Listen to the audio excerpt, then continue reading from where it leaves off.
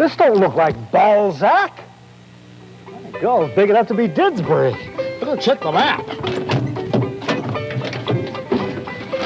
I don't think I should have turned right when I left Dog Pound. My God, looking for the Bijou in Balzac. Where's the movie house there? The Universal Theater. With Don Ho. Oh, no, it's Don Haran. Never heard of him. What's he in the food quiz? I was hoping to see your Star Wars and your Exorcist Assist. Food quiz. I think I'm too late to get to Balzac now.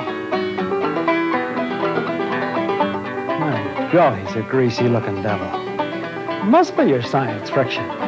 The food quiz. The Alberta agriculture production. Guess that'll have to do me.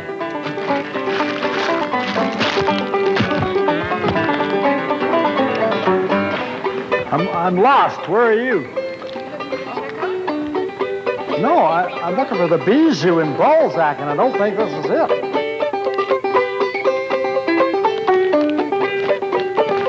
Yeah, I'm afraid this is the one. Pardon my apples.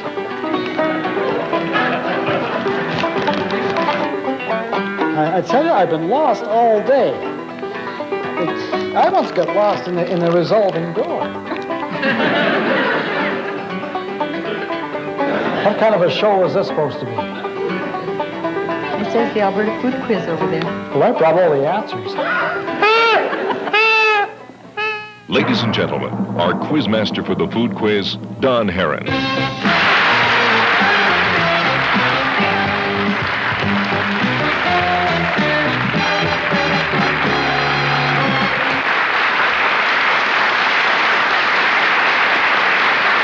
Thank you.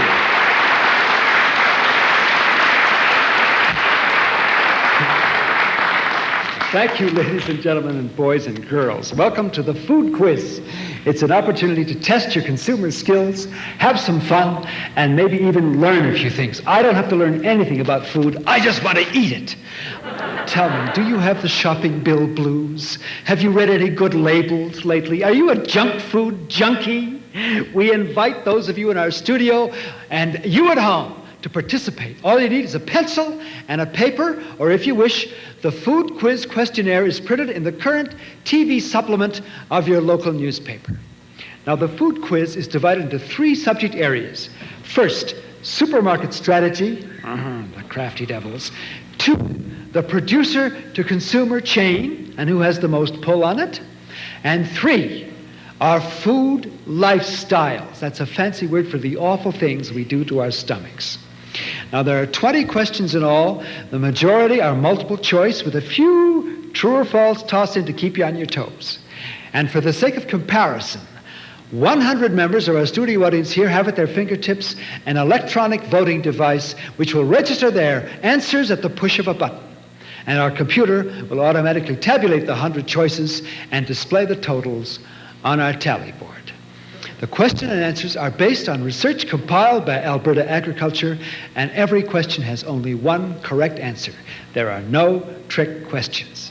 If you're ready, pencil and paper in hand, let's begin the Food Quiz.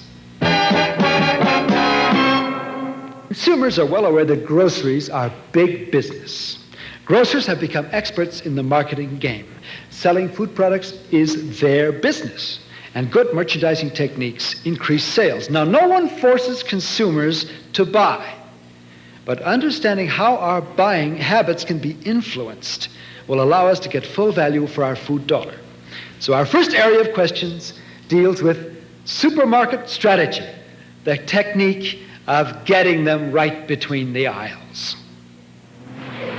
Looking at the general store layout, we notice that the perishable items such as produce, dairy products, and meats are found around the perimeter of the store. Even if you run in to pick up just a few items, chances are you'll have to go from one end of the store to the other. And of course, the greater the number of items you see, the more you'll likely buy. Aroma is a real shopper stopper. If you're hungry, the smell and eye appeal of the bakery located near the store entrance is sure to tempt you to buy more. We've seen how the supermarket floor plan can influence our buying. What are some other store strategies? Our first question is, where in the supermarket will you frequently find bargains? A, at eye level on the shelves. B, at the end of the aisles. C, on the upper and lower shelves. Now you have three possible answers. A, eye level. B, end of the aisles. C, upper and lower shelves. Go.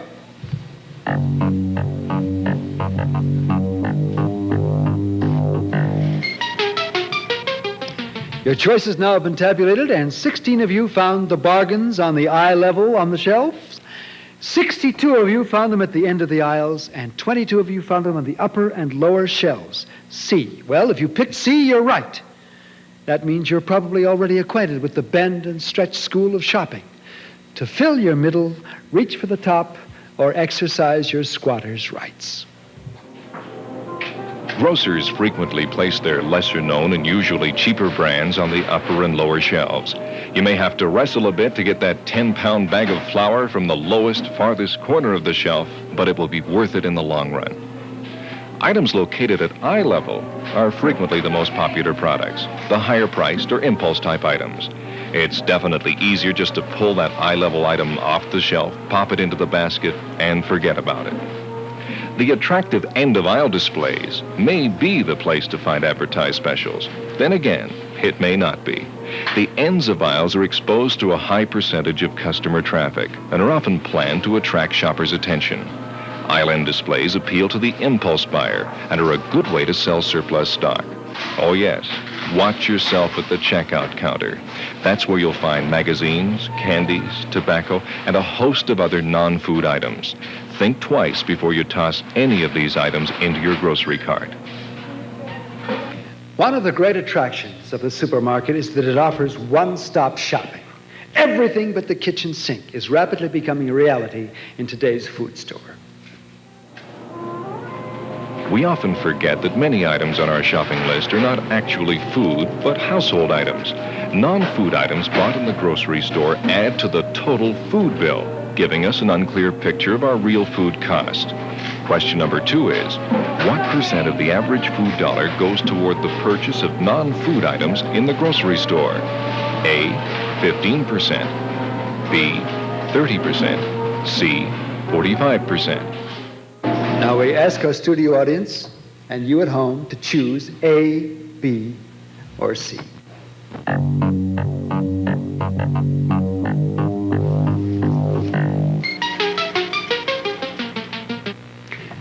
The voting is now complete. The correct answer is in the middle. 30% of the average food dollar goes toward the purchase of non-food items. Variety items account for 10% of the food dollar, such things as barbecue tools and house and gardening equipment. The remaining 20% is made up of such things as paper products, laundry, cleaning supplies, cigarettes. The amount of money we spend in the supermarket is often not a clear reflection of our food costs. The convenience of one-stop shopping is something we take for granted. In today's supermarket, we are bombarded with more than 8,000 items from which to choose. It's interesting to note that more than 1/3 of these are non-food items. The decision to buy non-food items is often made on impulse. Perhaps when you become bored at the checkout, you reach for a magazine that you might not otherwise buy. The best way to avoid impulse shopping is to make a shopping list and stick to it. You take your average supermarket, it's a bit like entering into the holy acrimony. Some people grab it the first thing they see, and then they have to pay for it later.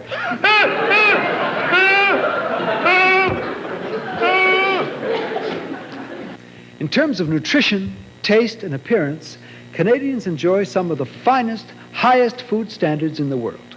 That's partly due to a strictly enforced grading system. Today, food grades have been established for butter, cheddar cheese, skim milk powder, eggs, fresh and processed fruits and vegetables, honey, meat, and poultry. Let's look at processed foods. Canned fruits and vegetables come in 3 grades. In descending order they are Canada Fancy, Canada Choice, and Canada Standard. Question number 3 is a true or false question. A can of peas marked Canada Fancy is more nutritious than the other grades. True or false? True or false? Make your selection now.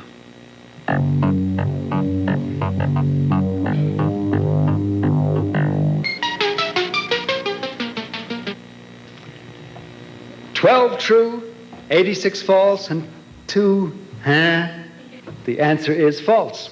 Food grades are determined by physical characteristics such as appearance, color, weight, and maturity, not by nutritional content. Canada Fancy is the highest grade available for processed fruits and vegetables. It's also the most expensive. Canada Fancy peas are tender, free from blemishes, are a good color, and of uniform size. The liquid in the can is clear. They're the kind of peas you wouldn't hesitate to serve to guests. When more than one grade is available, buy the kind that's best suited to your use. For example, in dishes where appearance isn't important, you should be wise to use Canada Standard fruits and vegetables. They're flavorful, they're just as nutritious as the higher-priced Canada Fancy and Canada Choice grades. Remember, the nutritional value is the same regardless of the food, grade, or price. And now that food grades are no longer a mystery, let's look at some of the other information found on labels. Most packaged perishable foods with a durable life of 90 days or less, except meat and produce, are marked with the words "best before," immediately preceding the date. Question number 4 is, what does it mean if the best before date has expired? A, the food is past its peak of freshness but still usable. B, the food should no longer be sold. C, the food should not be eaten. The question again, what does it mean if the best before label has expired? A, B, or C?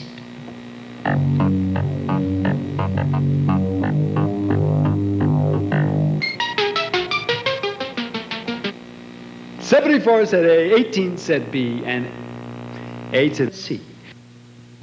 But the 74 were right. It is A. If the best before date has expired, the food is past its peak of freshness. The best before date is the manufacturer's way of letting the consumer know the date after which the product is no longer at its peak of quality. If the product is stored properly, it will keep its wholesomeness, eating quality, and nutritive value until the best before date. After that date, there will be a slight loss in quality. Since food is still edible after the best before date, the grocer is not legally obliged to remove it from the shelves after the date has expired. But you as a consumer, on the other hand, are not obliged to buy it either. We have one more question on supermarket strategy. Labels tell an interesting story. They're colorful, eye-catching, and give us some indication of what's inside. You might say a label is a product's best sales tool. Now, we all have favorite brands, and we recognize the familiar labels. But do we know what we're really buying? Question number 5 deals with ingredient labels. The question is, how are ingredients listed on a label? A, in alphabetical order. B, according to their nutritional value. Or C, in descending order of proportion. You have to be sharp on this one. Select A, B, or C. 6 voted for A, 9 voted for B, and 85 for C. Well, you're absolutely right, you 85s. The correct answer is C.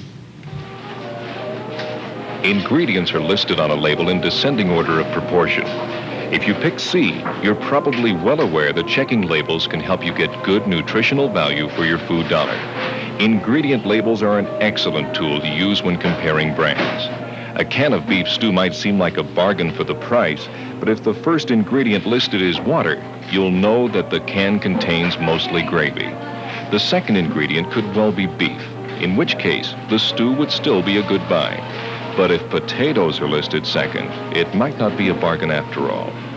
A label has other important information. It can be a guide to the amount of sugar you're getting in a product. Canned fruits are often packed in a sugar syrup solution, but many are now being packed in water or their own natural juices. A label must list all major ingredients, additives, and added vitamins and minerals. When choosing food products, remember, A label can't help you if you don't read it. There's two things you got to remember when you go to the store. First, either you got to take your bifocals along with you, or you got to ask them to give you a set of longer arms. Otherwise, you'll never be able to sue them for label. The food quiz will return in just a moment.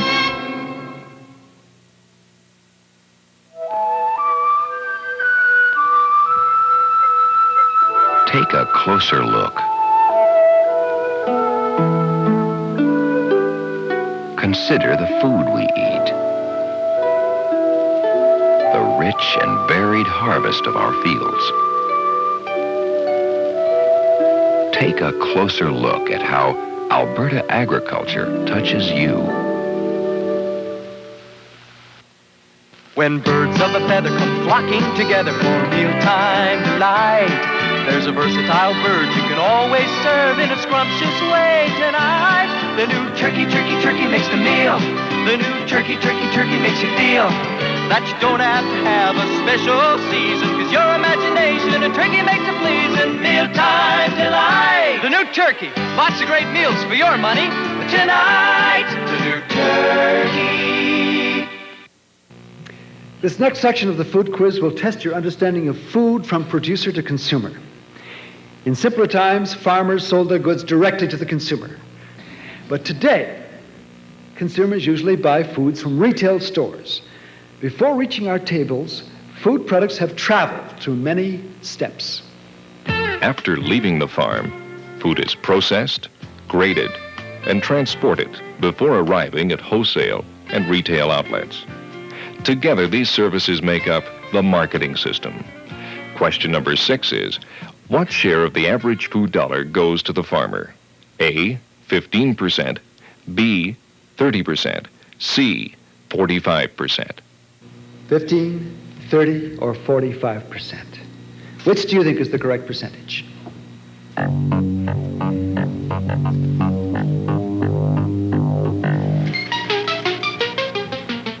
27 said 30%. The correct answer is right in the middle, B. About 30 cents out of the average food dollar goes to the farmer or primary producer. This 30 cents covers the cost of such things as machinery, fertilizer, and labor necessary to produce food. It's understandable that if a product passes through more steps in the marketing chain, the return to the farmer will be lower. In the case of bread, the farmer receives only about 20 cents out of the dollar. The marketing costs, making up the remaining 80 cents, include the milling and baking processes, as well as packaging, distribution, advertising, and retailing. The more steps a food product passes through, the greater the cost to the consumer. Now, you'd buy eggs for how much the dozen? $1 a dozen. I sell them to your middling man for 72 cents. But he claims that he don't make enough profit to even make it worthwhile cleaning them off.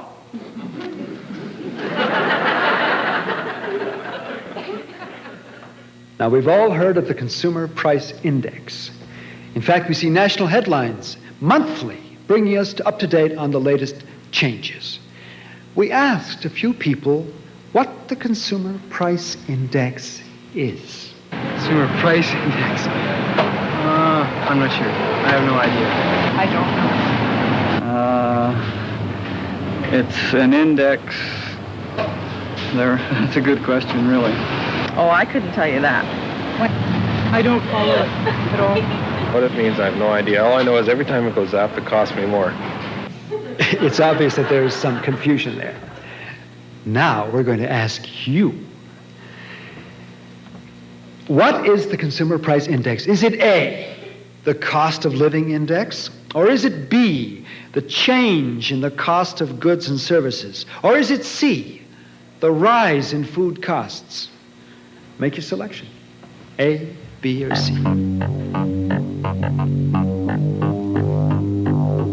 Here we go. A, 11, B, 75, and C, 14. My compliments. The correct answer is B, and most of you got it. Give yourself a little applause.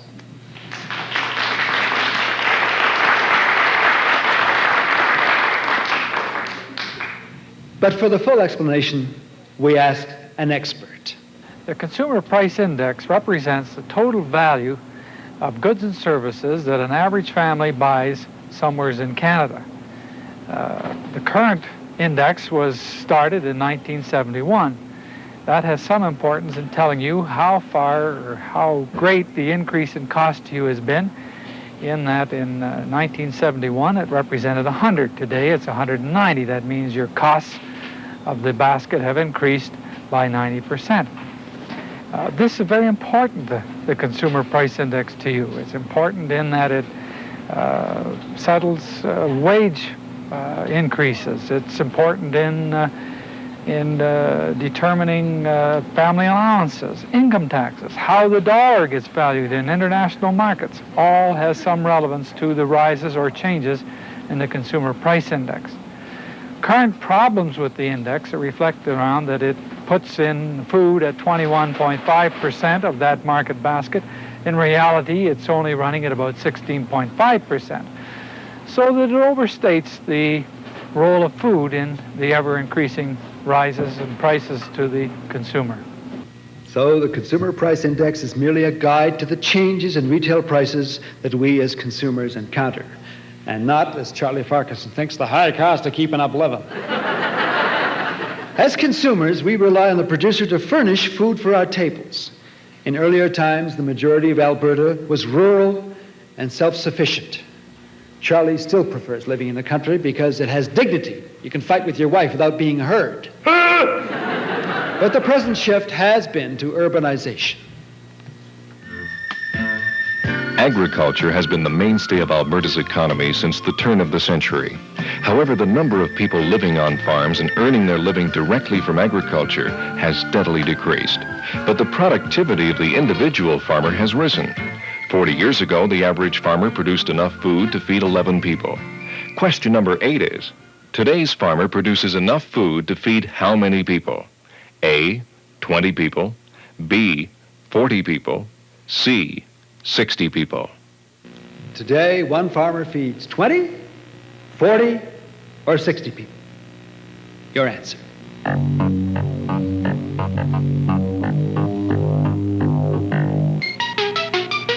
A farmer today produces enough food to feed 60 people. That's a pretty fair thrashing gang supper. One of the Duke of Edinburgh's favorite stories was an Alberta thrashing supper that he attended, and as he handed back his plate licked clean, the lady said, "Keep your fork, Duke, there's pie coming." This increase in production is the result of improved technology and larger equipment.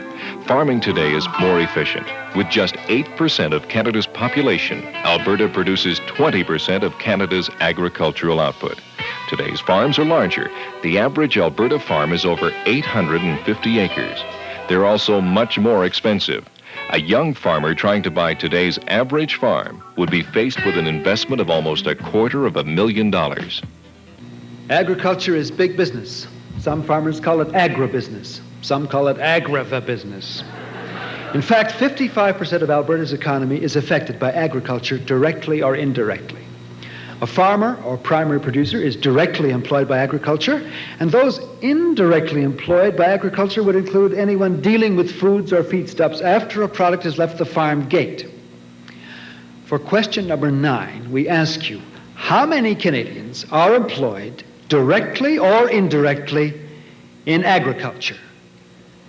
Is it A, 1 out of every 5 people, or B, 1 out of every 10 people, or C, 1 out of every 15 people? Choose A, B, or C.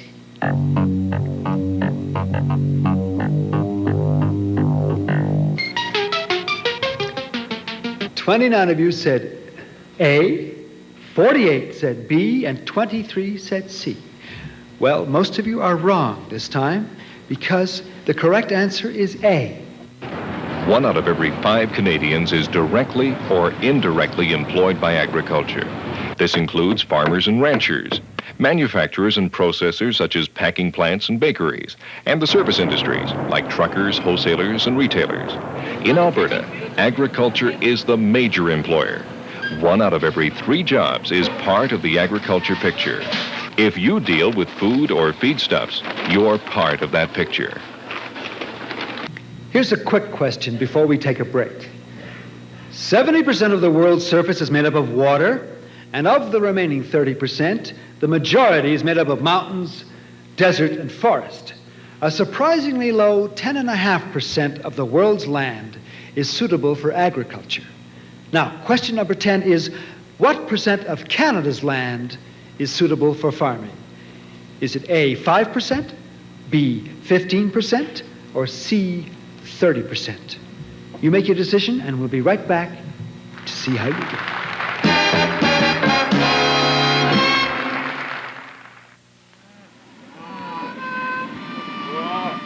Ask people how they see the beef industry, and you get a romantic picture of endless herds of cattle in the rolling foothills being rounded up by tough, lean men in the saddle. And everything is owned by the cattle baron rancher. It's the stuff movies and Marlboro commercials are made of. Well, the picture is not really like that. At large, the man in the saddle is the cattleman himself, or his son, one of thousands who make up the backbone of Alberta's beef industry. Most of them own fewer than 50 head of cattle, hardly enough to qualify them as cattle barons. They're tough, all right. As tough as you can get when you're up before dawn and the rest of your day is spent on the tractor, in the saddle, looking after newborn calves, many times deep into the night. But that's the way it is in Alberta, because beef is our renewable resource. Like a little magic, Tiffy lunch, push a button, Sunday brunch, and omelets what it's all about. Eggs are in, so get them out. Keep your sunny side up, keep your sunny side up. Like a dash of that, a pinch of this, fresh ideas that just can't miss. And all that's what it's all about. Eggs are in, so get them out. Keep your sunny side up, keep your sunny side up. Get cracking! All right, we're back, and the food quiz just asked what percent of Canada's land is suitable for farming, and the possible answers were A, 5%, B, 15%, and C, 30%. Let's see how the 100 members of our studio audience responded. 27 said it's 5%, 46 said it's 15%, and 27 said it's 30%. The correct answer is A.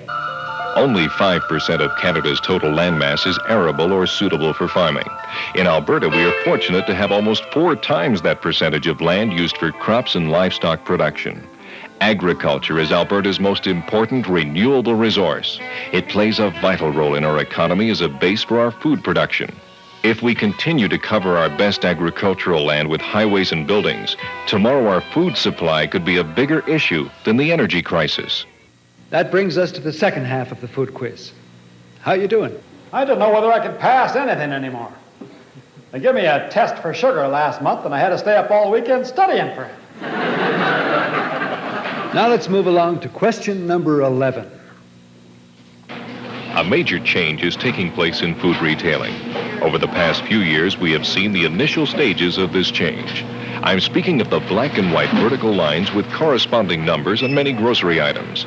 Question number 11 is, what does this symbol represent? A, a coded expiry date. B, a computerized list of ingredients. C, a computerized checkout code. Which do you think the answer is? A, B, or C?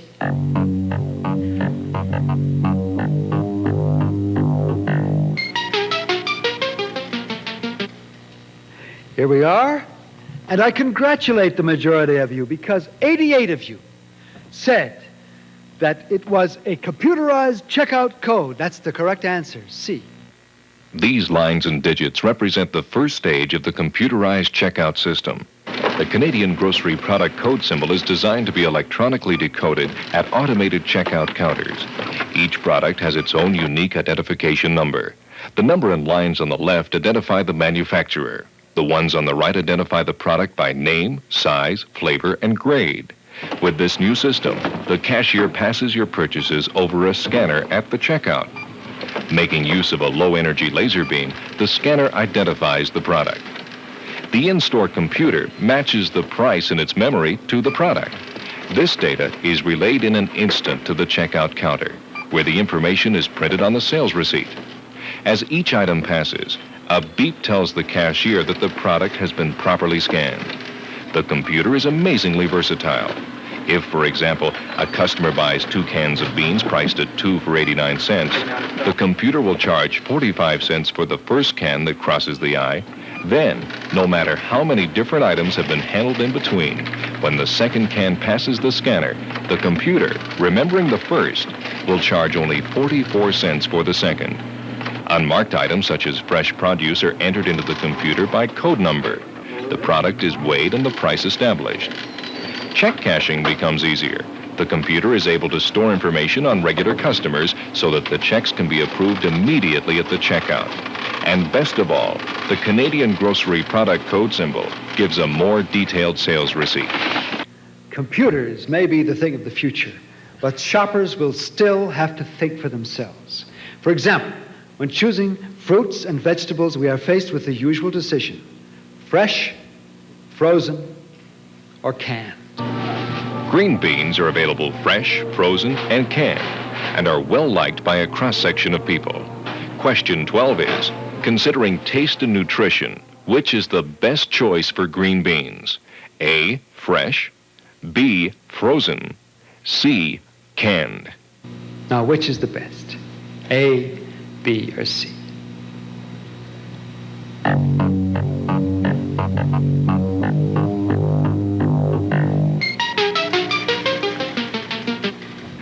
The correct answer is fresh is best.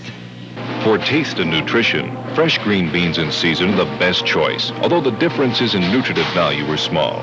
However, the methods of cooking will affect the nutritive value. All fresh produce, at its peak of freshness, is a good choice for taste and nutrition. Fresh vegetables should be eaten raw, steamed, or cooked in a small amount of water only until they are tender crisp. Cost and convenience should also be considered when comparing fresh, frozen, and canned. Frozen vegetables are certainly convenient, but they do require care in storing.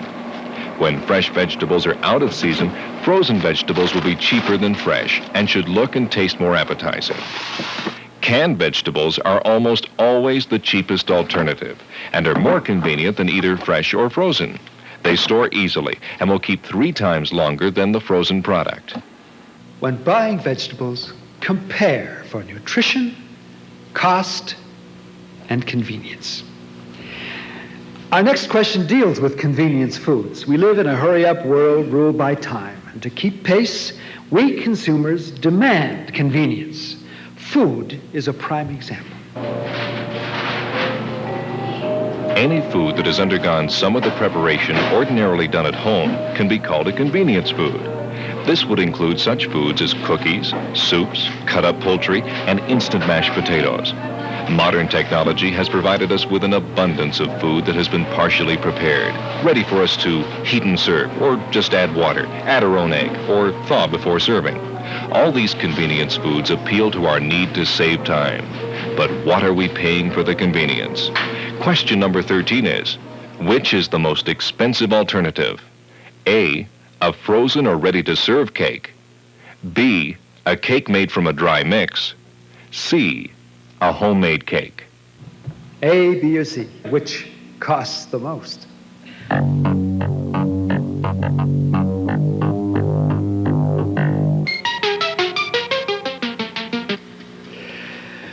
All right, 82 of you said the frozen or ready-to-serve cake cost the most, and 3 of you said the cake made from a dry mix, and 15 said that the homemade cake cost the most. Well, most of you are right.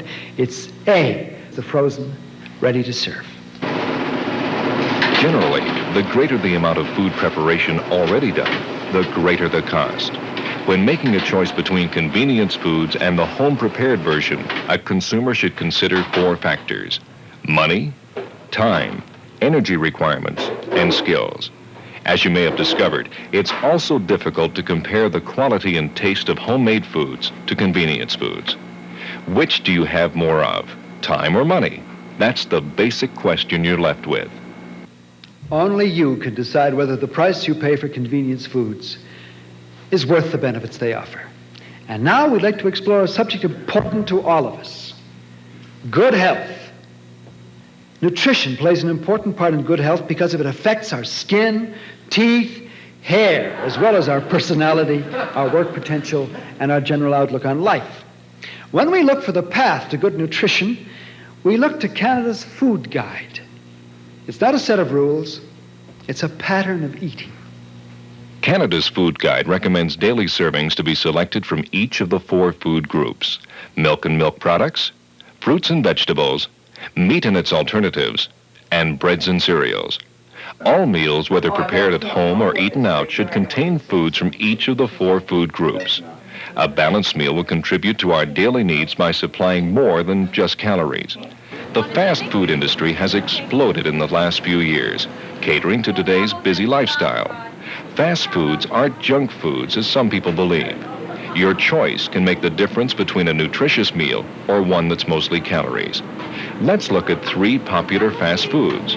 Question number 14 is, which of these fast foods offers the most balanced meal? A, chicken, chips, milkshake. B, pizza and milk. C, burger, fries, soft drink. All right. A, B, or C? Which is the most balanced meal? This is a very difficult decision to make. You starting to get hungry?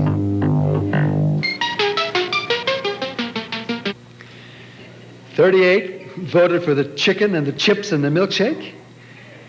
61 for the pizza and the milk. And only one guy wanted, oh, wait till I tell McDonald's, 1 for the burger, fries, and a soft drink. Well, the majority wins again. The correct answer is B. A pizza and milk combination is the most balanced meal. Pizzas are big sellers. They have good points. They aren't fried, so less calories come from fat. They usually come with cheese, the milk group, bacon, salami, or pepperoni, the meat group, as well as tomato sauce, green pepper, and mushrooms, the vegetable group, and of course the crust, the bread and cereal group. This meal is further balanced with a glass of milk. In the chicken and chip dinner, most of the calories come from fat. The meal could be improved and balanced with the addition of something from the vegetable group, a coleslaw or bean salad. And of course, milk could replace the higher calorie milkshake. Burgers are a good choice, provided they're loaded, that is, with the addition of lettuce, tomato, and cheese. Fries are fine occasionally, but they're high in calories. And juice or milk would be a better choice of beverage. How about an apple or some fresh fruit to top off the meal? You know, I don't know about eating these fast foods. An hour later, you don't know whether you've been fed or just fasted. Let's face it, fast foods are here to stay. They're part of our lifestyle. When ordering fast foods, remember to choose something from each of the 4 food groups. The 4 food groups are the highlight of the lunch program in one Alberta school. A rainbow lunch is the registered trademark of Versa Foods Limited. Students enjoy a greater freedom in choosing nutritionally balanced lunches. The 4 food groups are color-coded. Red indicates bodybuilding foods high in protein. Green is for fruits and vegetables particularly high in vitamin A. Breads and cereals provide vitamin B and are color-coded yellow. And blue is the color for milk. As an incentive, a rainbow special is offered at a 10% discount. Today's special is pizza and milk and offers something from each of the 4 food groups. In addition to the rainbow special, students can select their own nutritionally balanced lunch by following the color code. We've talked about buying and eating food, but what about safety?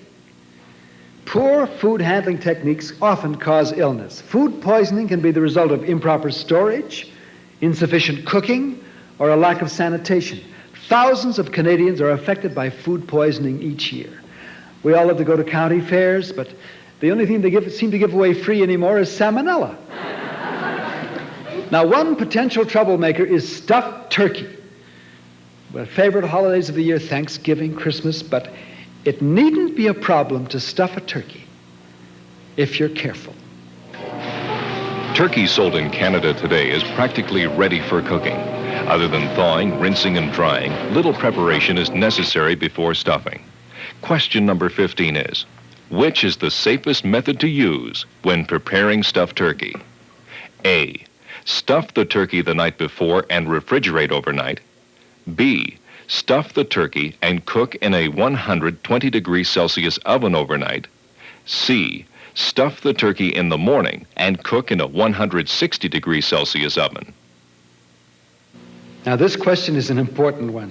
Which one is safest, A, B, or C? Think before you stuff.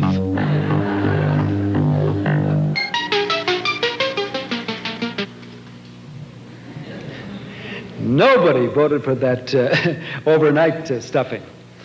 And only 8 for the, well, that's another stuffing overnight. Nobody wants to do it overnight. 92% said stuff the turkey in the morning and cook in a very hot oven, 160 degrees Celsius. I'm very proud of you again. The correct answer is C. Turkey should be stuffed just before cooking in a 160 degrees Celsius oven. Bacteria which cause food-borne illness need 3 things for growth. 1, warmth. 2, moisture. And 3, a source of food. Potentially unsafe foods, those high in protein and moisture, favor the growth of bacteria at warm temperatures.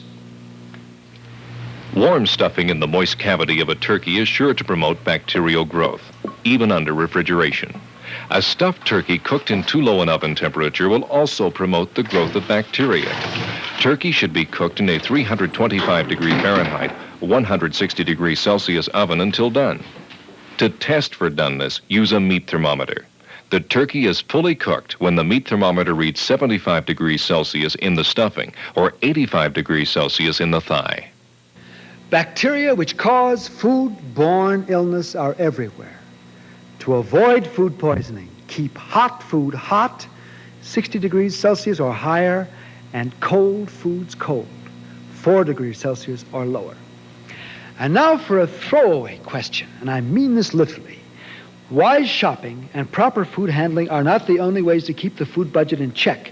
The food we throw in the garbage or pour down the drain must also be added to our food bill. Few of us like to admit that we waste food. That's probably why we store leftovers in the fridge for a few days, and then once we've eased our conscience, we promptly throw the food out. Question number 16 is, how many dollars worth of food does the average household throw in the garbage annually? A, $50, B, $100, C, $250. I thought you'd appreciate a throwaway question. A, B, or C, which represents the amount of food we throw out annually?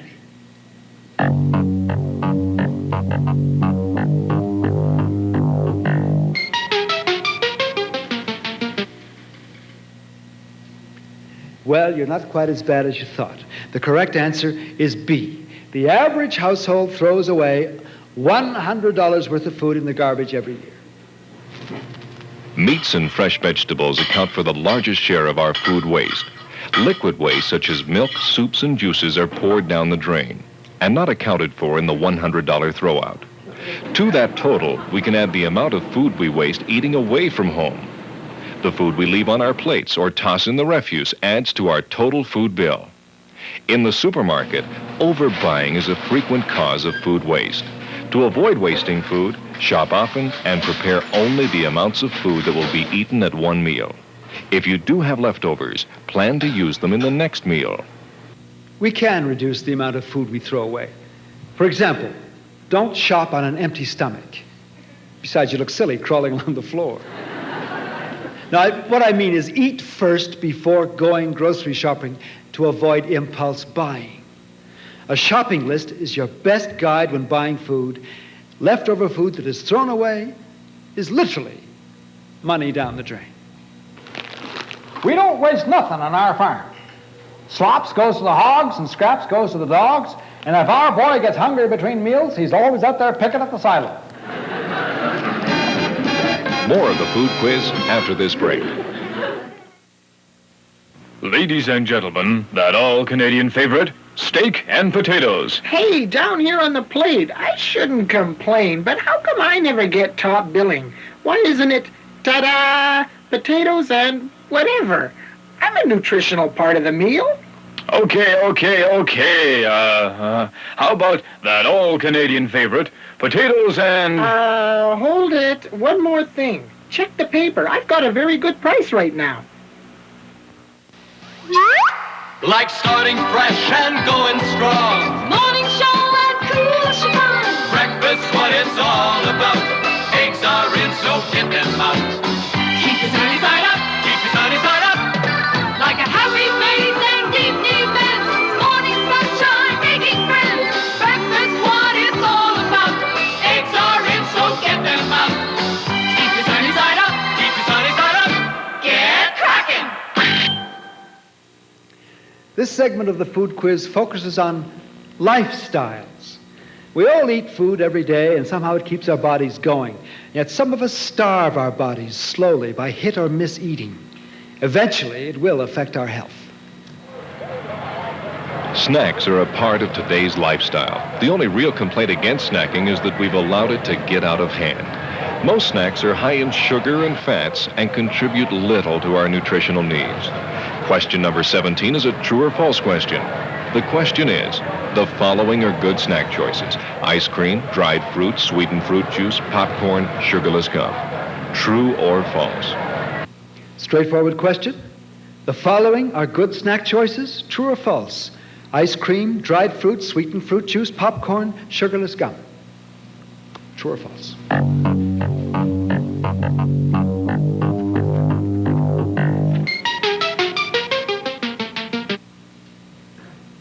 "66 said it's true, 30 said it's false, and 4 said, Well, the majority is wrong this time.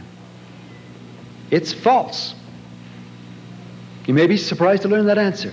There are two considerations when choosing snacks: nutritional value and dental health. Sweet foods contribute to tooth decay. Obvious examples are soft drinks, candies, and chocolate bars. But chocolate milk, ice cream, sweetened fruit juices, and cookies are also high in sugar. These snacks should be eaten only occasionally. Other snacks that won't harm your teeth but are low in essential nutrients include popcorn, pretzels, and potato chips. Snacks high in sugar and fat and low in nutrition can be harmful. Good snack foods are nourishing and add to our general good health. Fresh fruit, raw vegetables, cheese, milk, and nuts are all good snack foods. Nutritious snacks are the successful teaching tool of nutrition at school. It's a nutrition education program available to all Alberta elementary schools on a rotating basis. Child-sized food samples are used to expose students to a variety of nutritious foods. The food reinforces what is discussed in the classroom about nutrition and good eating habits. The program, sponsored by Alberta Agriculture, has been most successful. The children are willing to try new foods and make more nutritious food choices.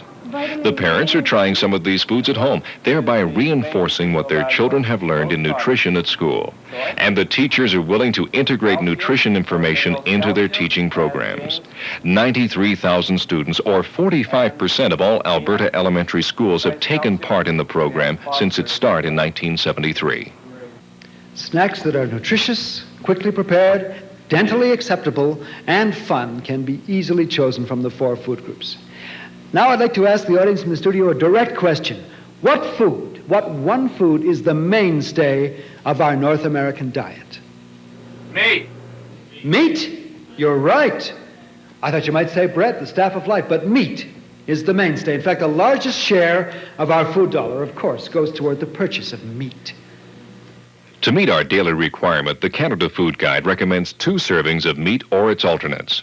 Question number 18 is, what, according to Canada's Food Guide, is 1 serving of lean meat?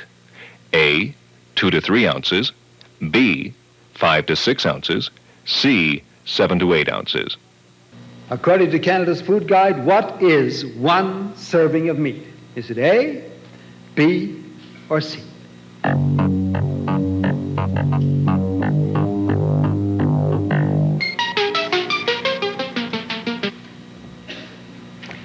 Well, 32 of you said A, 2 to 3 ounces. Most of you said B, which is 5 to 6 ounces. And 3 of you said C, 7 to 8 ounces. Well, I knew Albertans were always generous with their portions, but you did overstep it a bit because the correct answer is A. 2 to 3 ounces is a serving of meat. According to Canada's Food Guide, 1 serving of meat weighs 2 to 3 ounces. To meet our daily requirements, we need 2 servings from the meat group. So the larger steak would provide all the protein we need for an entire day. To save money and your health, remember we need only 4 to 6 ounces of meat per day. The meat group also includes other foods. Other examples of 1 meat serving are 2 eggs, 2 ounces of cheese, 4 tablespoons of peanut butter, 2 to 3 ounces of fish or poultry, or 1 cup of cooked peas, beans, or lentils. A balanced diet based on foods chosen from the 4 food groups is one way to ensure good health. But perhaps we should also look at physical activity. Interested in a little action? Why not try participation? Canadians are becoming more health conscious. We see joggers of all ages everywhere, and sport and racket clubs springing up all across the country. We're getting more exercise and we're eating better, but there is still room for improvement. 50% of all Canadians are overweight. It's a fact. We eat too much and we exercise too little. All food has calories. Some foods, mainly those high in sugars or fats, contribute mostly calories and few nutrients to our diet. Exercise helps burn the fuel or calories we feed our bodies. The more calories we consume, the more exercise we'll need. Question number 19 is, to burn off the calories of 1 piece of apple pie, how long would you have to jog? A, 10 minutes, B, 25 minutes, C, 40 minutes. This will jog your minds right now. Because this one could be very difficult. Even a jogger might get it wrong.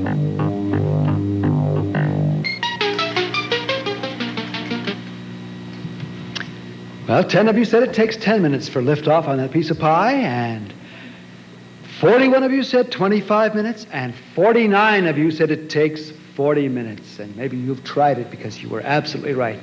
It does take 40 minutes to work off a piece of mother's best. 1 slice of apple pie is 400 calories. Each of us would have to jog for 40 minutes, play a racket sporter's cycle for over an hour, or walk briskly for almost an hour and a half to burn off those calories. But if you ate an apple instead of the apple pie, you could have stopped jogging after 10 minutes. Are you winning in the battle between your calorie intake and the amount of daily exercise you get to burn off these foods? By using up an extra 100 calories per day through physical activity, the result would be a 10-pound loss in a year's time. I get tired just watching him.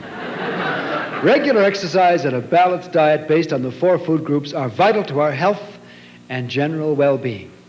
But you know, a lot of joggers, when they're out, stop at fast food chains. This is something that has come into our lives. Having someone else plan your menu and cook your food is pleasurable and certainly convenient, but it can play havoc with the food budget. Eating out is a part of today's lifestyle. This is in part due to changes in the labor force. An increase in the number of skilled and educated workers, plus a greater number of married women working outside the home, has increased the amount of money spent eating out. Question number 20 is, how many of our food dollars are spent away from home? A, 1 out of 3 food dollars. B, 1 out of 6 food dollars. C, 1 out of 9 food dollars. Please choose your answer now before we all vote to move to the nearest pizza joint on the corner.